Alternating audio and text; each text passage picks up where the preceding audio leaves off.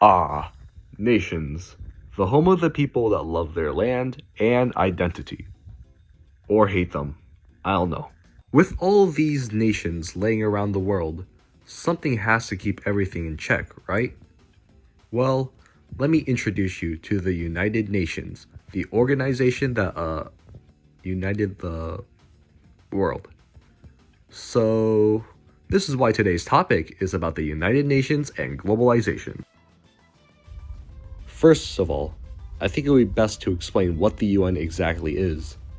So basically, the United Nations is an organization where countries can come together to tackle problems and find solutions that will benefit all of humanity.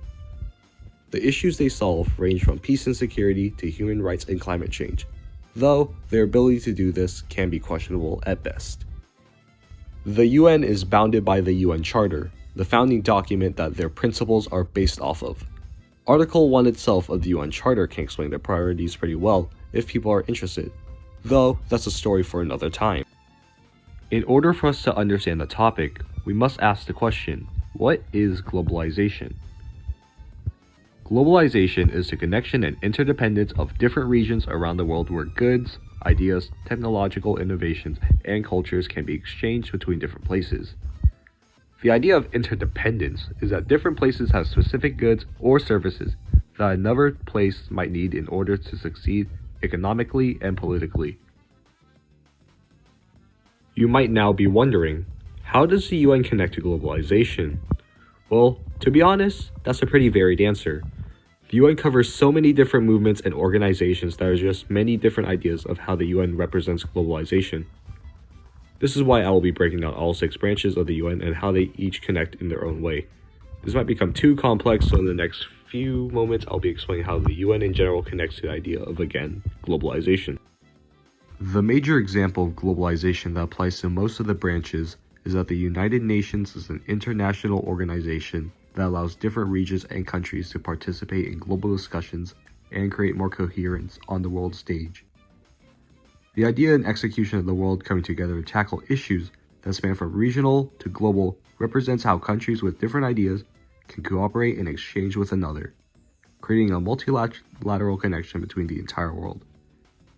The biggest change throughout its existence is the amount of nations that participate in the UN summits. It has grown from its founding 51 members in 1945 to 193 members in the present day, creating an even better platform for the world to represent and participate in the global network. Moving on to the different branches, the first one I'll be talking about is the General Assembly. The main function of the UNGA is that it allows states to express concerns and make suggestions to the rest of the Assembly on different issues. It has made and controlled decisions across the entire UN organization and focuses on political, economic, humanitarian, social, and legal matters. The way this connects to globalization is the UNGA serves as an in-person forum to create an international response with the direction of the world's countries. The next branch is the UN Security Council. The UNSC is a branch of the UN that works to maintain peace and security, though it has an obvious lack of effort to even do so. The way this branch connects to globalization is that it enforces the idea of international peace. The aim is to spread the idea that diplomacy should be used over violence to solve conflicts. Up next is the Economic and Social Council. This is the branch that focuses on economic, social, and environmental development. The way this connects to globalization is that it tackles the impacts that it presents to us today. Universal membership guarantees that the full effects of globalization can be seen and an appropriate response can be created. Trusteeship councils help trust territories transition into independent states. It suspended operations in 1994 when the final trust territory, Palau, gained its independence. The way this connects to globalization is the idea of expanding the global network. Up next after that is the Secretariat. This branch carries out missions that the UN has and operates all over the world. The way this branch connects to globalization is through its international presence. The UN is able to influence the far reaches of the planet by putting boots on the ground and into action.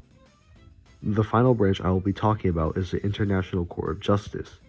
This is the judicial system for the UN and settles legal international disputes. The way this connects to globalization is the idea of spreading a universal law system that applies to the countries of the world. An example of UN globalization in action was the Korean War. The United Nations was authorized to send a task force to South Korea to help them repel a North Korean invasion. Their efforts were a success as they pushed back the North Korean offensive to the 38th parallel. Overall, the UN is one of the best representations of globalization, as it was created during the period of globalization and has since then involved itself internationally in forms of economic, social, and political missions, creating a connected world under the unifying United Nations banner.